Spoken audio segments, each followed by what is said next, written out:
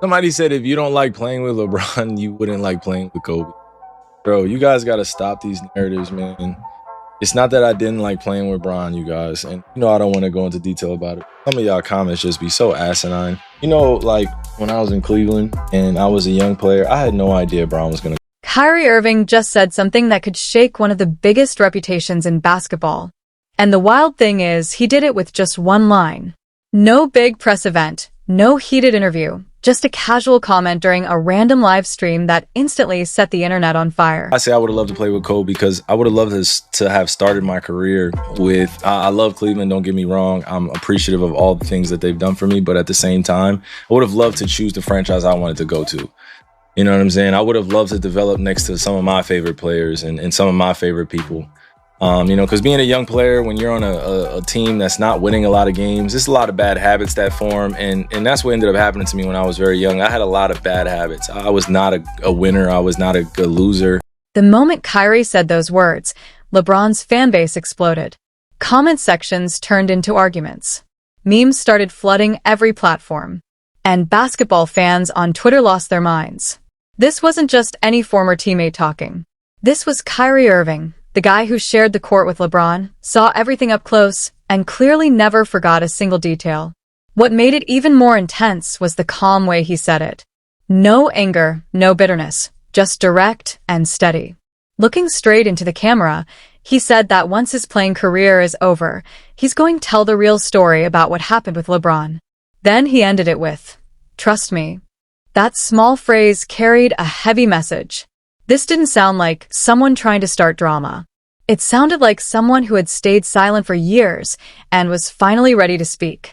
Within minutes, the comments on his stream were full of panic. LeBron's most loyal supporters instantly knew what Kyrie was hinting at. And that's why this moment blew up the way it did. Because if Kyrie decides to reveal everything he's seen behind the scenes, it won't just spark gossip. It could completely change how people remember those years. To understand why his comment landed so hard, you have to go back to the beginning before LeBron returned to Cleveland.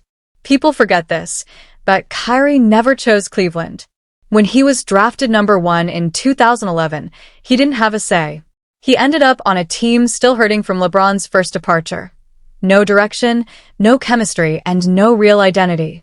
Kyrie came in as a young star with incredible skill, but he spent years trying to lift a team that wasn't ready to win. And recently, he admitted that the constant losing affected him. He said he had to play selfishly just to keep the team competitive because no one else could consistently score. One of the best guards of his generation was forced into a style he didn't even like, simply to survive those early years. That frustration built up. So when LeBron came back to save Cleveland, Kyrie was already carrying years of pressure and disappointment. And now, for the first time, he's suggesting that there's a lot from that era we never heard about. Kyrie didn't become a solo player by choice. He became one because he had no support. Then, just as he was growing into a leader and finally gaining control of the team, everything changed overnight. LeBron announced his return in 2014, and suddenly Kyrie's entire role shifted. Imagine being 22, entering your 4th season, finally ready to lead, and then the biggest star in basketball arrives and takes over the spotlight, the locker room, and the franchise story. That's what happened. One day Kyrie was building something of his own. The next day, he was treated like a supporting piece in LeBron's comeback.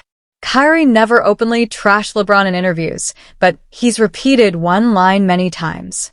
Playing with LeBron is a different animal. And he doesn't mean different in a positive way. He's talking about the pressure, the politics, and the constant expectation to fit into someone else's system. When you're on LeBron's team, your success isn't judged by your own growth. It's judged by how much you help him. Your leadership doesn't matter anymore. Your individuality fades away. You become the sidekick while LeBron controls the narrative. And that's where things got complicated. LeBron didn't just bring his talent back to Cleveland. He brought the structure he learned in Miami under Pat Riley. Before Miami, LeBron was emotional, inconsistent under pressure, and not always focused. But Riley changed him. Those 4 years taught LeBron discipline, organization, and how to manage everything around him.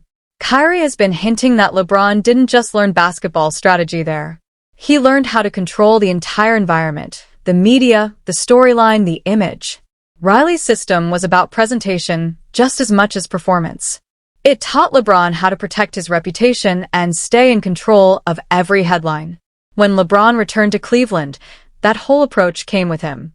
Kyrie saw it firsthand. He's mentioned how stories get shaped behind the scenes, how certain details are hidden, and how the narrative always seems to center around LeBron, no matter what anyone else did.